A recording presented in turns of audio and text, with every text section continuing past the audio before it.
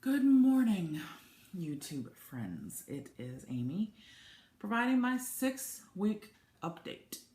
I had surgery exactly 6 weeks ago today at Rex Hospital in Raleigh, North Carolina. And that was on March the 10th, 2016. Today is April the 21st, 2016. Today is my mama's birthday. Happy birthday, mama. The procedure that I had, for those of you who are brand spanking new to my channel, was a biliopancreatic diversion with a duodenal switch. Essentially a modified SIPS procedure. Highest weight ever was 401, and that was before my preoperative diet. My surgery weight, was 379, so I lost 22 pounds during the pre-op diet, and my current weight is 345. So the weight loss since surgery date 6 weeks ago, I've lost 34 pounds, and total weight loss since the beginning of my preoperative diet, I've lost 56 pounds. The last couple of weeks, I have been in a bit of a stall. I was only losing a couple of pounds a week. Since my update a week ago, I have lost about 4.5 pounds. So I hope my body is thinking about coming out of the stall. You know, before I hit the stall, I was losing about a pound a day, which I realize is a lot. But now it looks like I've lost, like I said, about 4.5 pounds in a week. So looks like it's slowing down a little bit. And I expect that's going to happen throughout this course. It's not going to be as aggressive sometimes. It'll be ebbs and flows. It'll go fast. It'll go slow. All sorts of stuff. So at least I'm losing, and I'm pleased about that. Sometimes I get super impatient. A lot of times I get super impatient, and I think I'm not getting the results that I want, and then I have to take a step back and kind of check myself and be like, Amy, it's been 6 weeks and you've lost 34 pounds, and that's pretty good. That's pretty good. I certainly couldn't have done that on my own, and I can be honest about that. I couldn't have done that without the aid of this surgery to help me, and it's only been 6 weeks. In another 6 weeks, I could double. I could be, it's only been 6 weeks. So 34 pounds in 6 weeks is pretty good. And it's interesting. I've joined a lot of Facebook groups too, a lot of closed groups for people who had, weight loss, some of them who are like long time veterans who have a lot of experience, which is really helpful.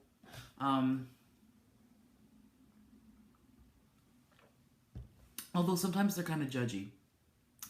And I think sometimes they forget that everybody's journey is different.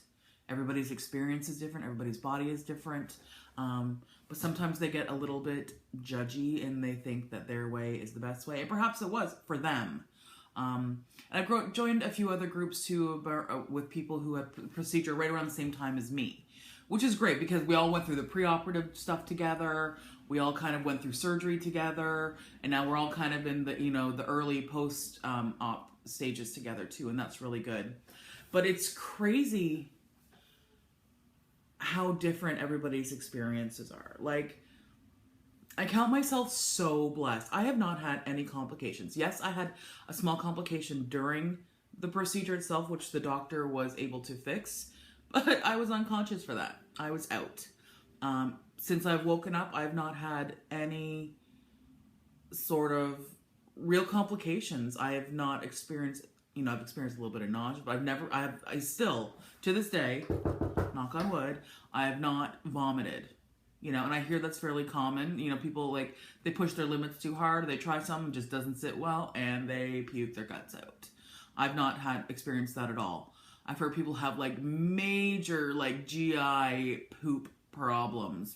I've not had that. Yeah, certainly, I get different stages sometimes. Sometimes I get constipated, sometimes it's loose, that happens, but it's nothing that's unbearable, nothing that's not manageable.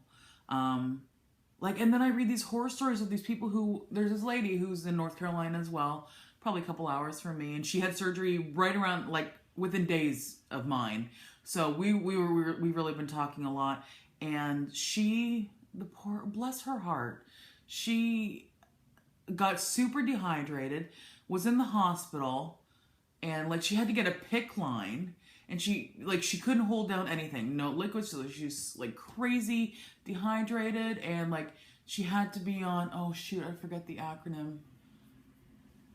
Basic TPN, is that a thing? I think that might be it. So basically, like, she had a feeding tube, and she, even since she was released from the hospital, she's not allowed to eat for like 2 weeks. She can only get her nutrients through this feeding tube, like nightmare sort of stuff. And I just can't, I can't believe that some people, I can believe it. I can't believe I've been so fortunate that I haven't had any super bad complications. I'm just so grateful.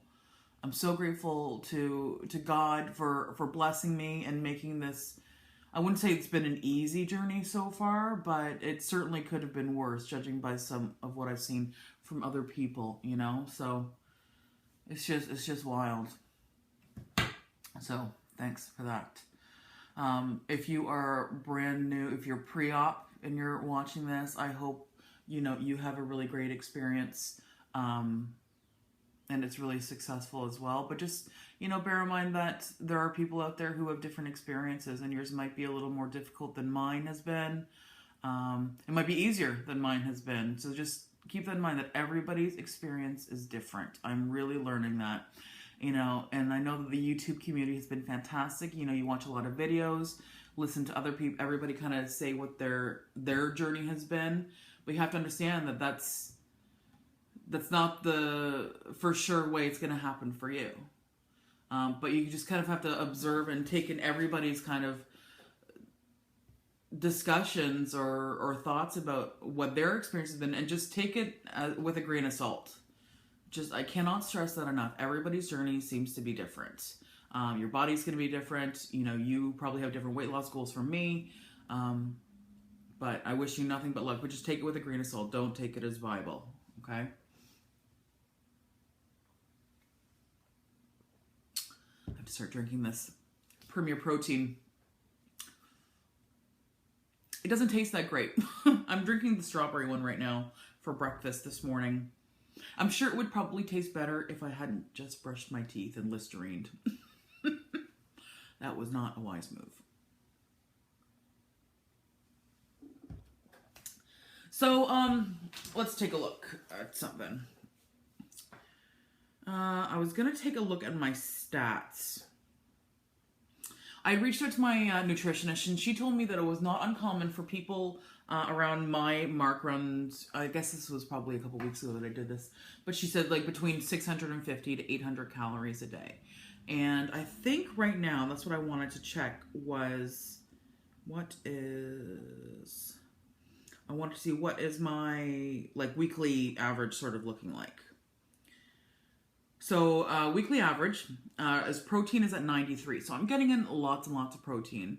And carbs, I had read or heard something that if you bump up your carbs a little bit, then that can help get you out of a stall. I don't know if there's any truth to that, but I tried it. So my average for carbs for the last 7 days was 42.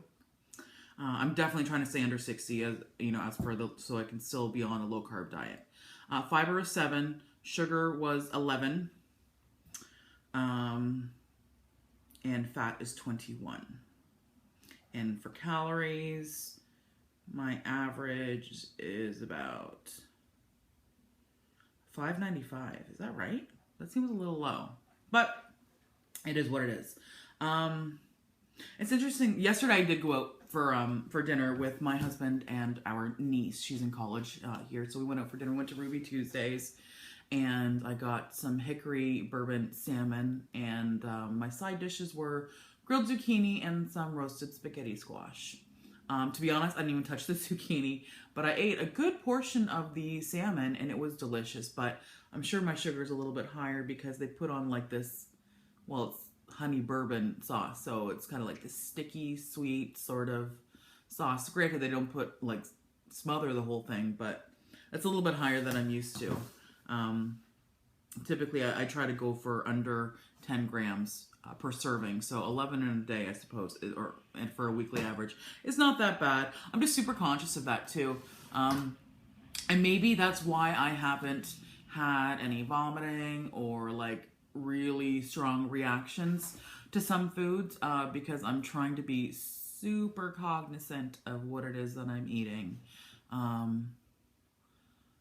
I haven't been eating any bread. I'm still afraid of trying bread, but I have tried a couple of things. I've discovered wontons. You know, wontons that you can get at the grocery store in the produce section, you know, for making like egg rolls and that sort of stuff. I think I find in the produce section around the like the tofu and the refrigerated salad dressing stuff. But I love it. And I mean, a serving size is 160 calories, but a serving size is 8 wontons. And there's obviously no way I can eat 8. Typically I have 2 or 3. And so I've just been changing it up with and playing around with it. So basically you just, you know, take some cooking spray and spray it on a cookie sheet and then put on the wontons and then spray the wontons with Pam. So now it's got cookie spray on both sides, and that's what's going to make it super crispy. I preheated the oven to about 350, and that's when you start really, start playing around with flavoring, or what can I put on these wontons. Sometimes I put them on a cookie sheet, sometimes I put them in muffin tins, so they make like little cups, and then I put stuff in it. So the very first one I tried was I put a little bit of Greek yogurt. I found this Greek yogurt, it's Greek yogurt cream cheese, so it's cream cheese made with Greek yogurt. It's got 4 times the protein, and about half the fat as regular cream cheese. So I thought, sure, I like it. I've been using Greek yogurt as a substitute for sour cream lately, so I thought that was good too. So I put that on the base of the wonton with some seasoning, and then I got some diced chicken, and I mixed it up with probably a tablespoon of hot sauce, like Frank's Red Hot sauce. And then I put that on the wonton, and then I put on some mozzarella cheese, and then I baked it. And so that was like, I'd been craving some buffalo chicken wings. And so that, you know, there's a little bit of the creaminess from that cream cheese stuff, plus the mozzarella cheese, plus the chicken with the buffalo sauce. It totally hit that craving that I had for buffalo chicken. For like chicken wings. So that was really good. What else? I also have added some diced up chicken breast, and some tomatoes, and some basil, and some seasonings, and some feta cheese. So I made like a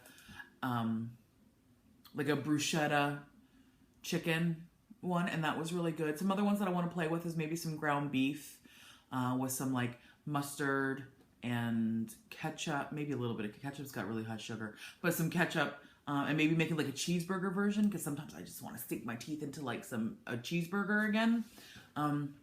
And that might be an okay substitute. Or I might do maybe some roast beef with some sauteed green peppers and onions, and maybe make like a Philly cheesesteak sort of one. But I'm really digging these little wontons.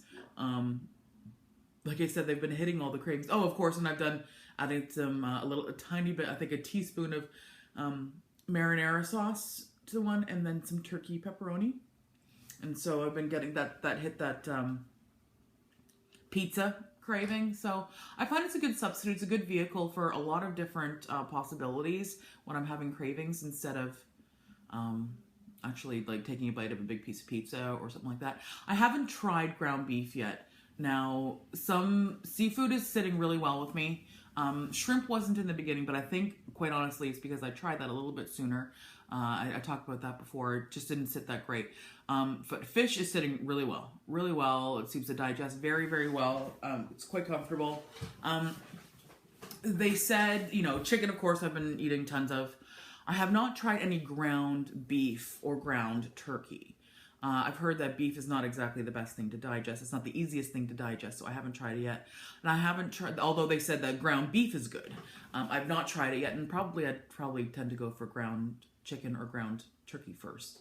But my problem is, I'll have to coordinate something with my husband. He's making something too, because I don't want to go buy a pound of meat and then be able to eat 3 tablespoons. You know, unless my husband does something, or I just go for the whole freezing thing. I haven't started making stuff and freezing it. I heard that a lot of people do that. My problem is I'm not a huge fan of leftovers. So I like making something, eating it, and then being done with it. I have really, you know, if I'm going to be honest with myself, I just don't dig leftovers. And I have fun, you know, cooking in the kitchen and stuff like that. So I don't mind cooking, you know, on a fairly frequent basis, especially when I'm only cooking for me, or if I'm going to make something that my husband's going to try too, especially as I'm having fun with experimenting with different recipes. I'm just not a super big fan of freezing stuff. But maybe I just need to, you know, suck it up and try it. And then I'm just not sure about the details around it. You know what I mean? Like, if I freeze something, do I cook it and then freeze it? Do I leave it raw and freeze it and just cook it when I want to have it? That's probably what, I don't know. I'm not sure. My mom is really big into that sort of stuff and like making batches. Like she'll make like mini meatloafs in like muffin tins and then freeze them, and then she'll just pull a couple out when they want to have them for dinner. Maybe I'll talk to her about that and get a little bit more information, or just research it, because it hasn't been kind of a priority for me. I have been doing quite a bit, trying to exercise every day. As you know, I'm very fortunate in that I work from home.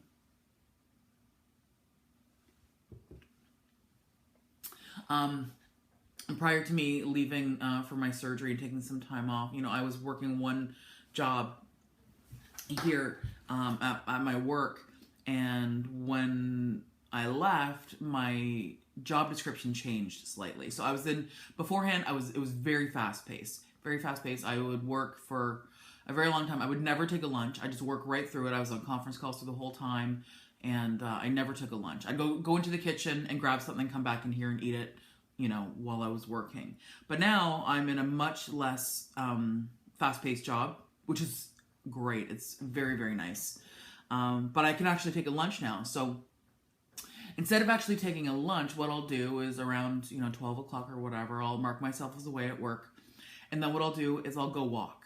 I have a treadmill in my basement, which is nice. And I think long term, you know, I'll probably go out and leave. But since I'm still kind of working, I haven't been able to cut the cord that much yet. But what I do is I mark myself as away. I'll go down to the basement. I'll go walk, you know, for like 30 minutes. And then when I'm done that, I'll come upstairs and prepare some lunch, and then come back in here and I'll eat my lunch.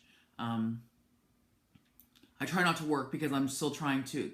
My problem is with work is once I dive back into work, I get distracted, and now, shoot, I've been nursing this food for an hour, or I've eaten it too quickly. So I'm trying not to do that. I'm still trying to step away from work when I'm eating my meal, focus on eating my meal and enjoy it. And, you know, focus on chewing thoroughly, not taking too big of bites, that sort of stuff. But it's been working out really well, and I find that it's not overbearing, because I'm not sure about you guys, but sometimes at the end of the day, when I'm done working, the last thing I want to do is go work out. I just don't want to. I'm just tired. I'm just not feeling it. I want to go read a book, or I want to go do something relaxing. I don't want to work out. So it's nice doing it at lunchtime, because I feel productive. I feel like it was good. And I'm sure I'm going to be able to ratchet up the time and the length, and certainly the pace as well with time. But I do feel good that I am doing it every day. Now I'm doing it Monday through Friday. On the weekends, not so much, but on the weekends we tend to go out, and we do a lot outside of the house too. So I'm getting some steps in there as well.